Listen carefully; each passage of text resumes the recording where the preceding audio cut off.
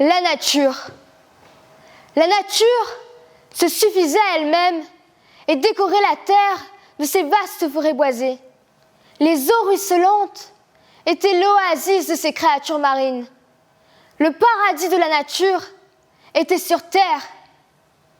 Il en fut ainsi jusqu'à l'apparition de cet être, appelé humain. Il s'appuya sur les ressources de cette terre juteuse, mais un jour, l'homme prit connaissance de l'existence du feu, et une braise s'alluma dans tout son être. Ce jour-là, il comprit qu'il pouvait être plus fort et dominer le monde. Le temps passa, et le cerveau humain ne cessait de grandir à mesure que son appétit devenait féroce. Un appétit pour le monde, un désir de tout s'approprier, de redessiner son paysage de ses propres mains, au détriment de celle qui l'avait tant aidé, Mère Nature. La suite nous amène en 2019, dans un monde où les arbres se font chasser férocement, victimes de ne pas être bétonnés et cimentés. Si ce massacre ne prend pas fin, les poumons de la terre céderont le jour où le dernier arbre aura été abattu. Son sang est intoxiqué. Ses étendues d'eau sont des abris de déchets.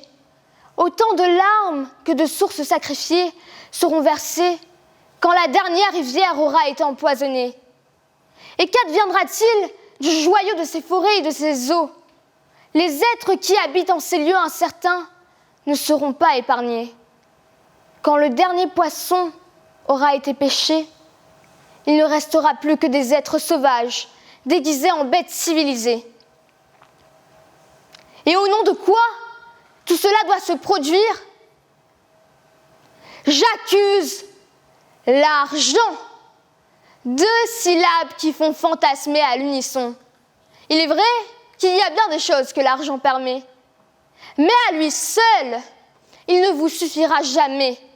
Même l'homme le plus riche du monde, sans eau, sans air, sans nourriture, aurait l'air bien bête avec ses pathétiques morceaux de papier. Alors ce jour où l'on ne disposera plus de l'essentiel, on saura que l'argent ne se mange pas. Aujourd'hui, la nature libère des anticorps dévastateurs pour l'homme. Et on essaie ainsi d'éviter ce retournement de situation, cette révolte légitime, en sensibilisant la jeunesse. Car la jeunesse est l'avenir, c'est sur nos épaules que repose le poids du monde de demain. On ne cesse de nous le répéter, tout en pointant du doigt notre désinvolture. Ne prétextez pas l'insouciance, car cette jeunesse se montre particulièrement soigneuse pour ce qui la passionne. Durant la fleur de l'âge, le jeune est animé d'une fougue qui lui permet de remuer ciel et terre. D'ailleurs, la marche pour le climat qui a récemment eu lieu en est le témoin. Nous sommes concernés par les enjeux de ce monde. Mais seuls, nous n'arriverons à rien, car cette cause n'est pas celle des jeunes ou celle d'une catégorie quelconque. L'écologie, c'est notre affaire à tous.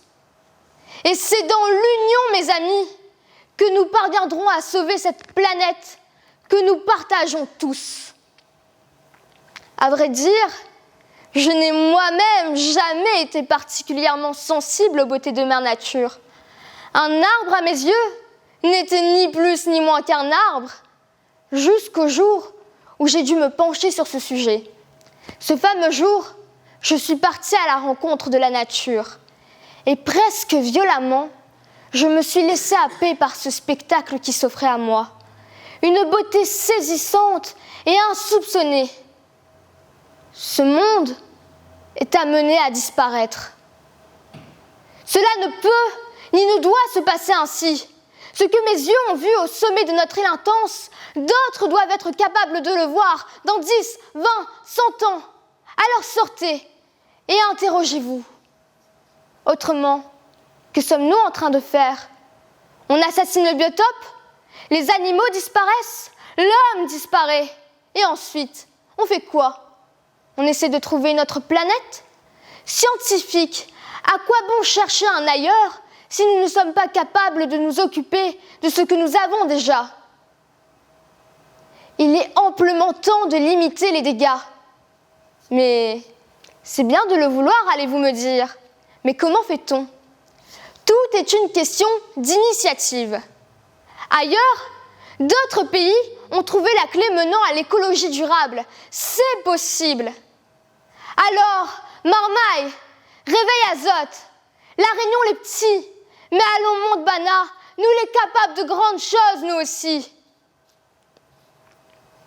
Certains me diront qu'avant toute chose, ces autres pays possèdent des autorités politiques particulièrement concernées par l'écologie.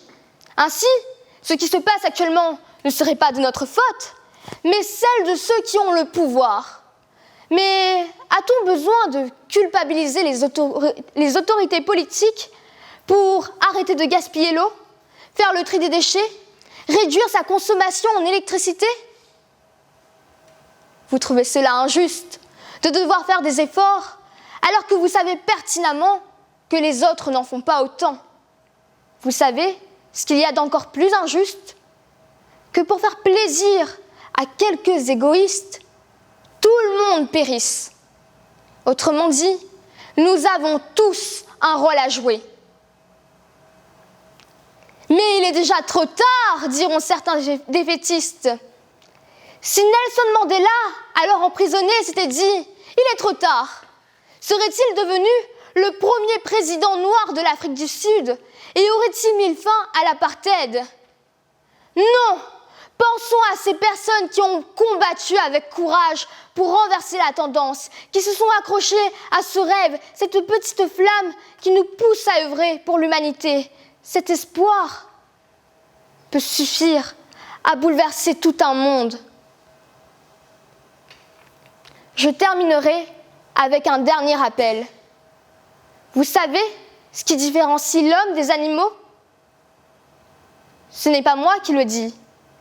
C'est l'homme lui-même qui s'en vante pour mettre en exergue sa suprématie. La pensée humaine, c'est cela qui nous différencie des animaux.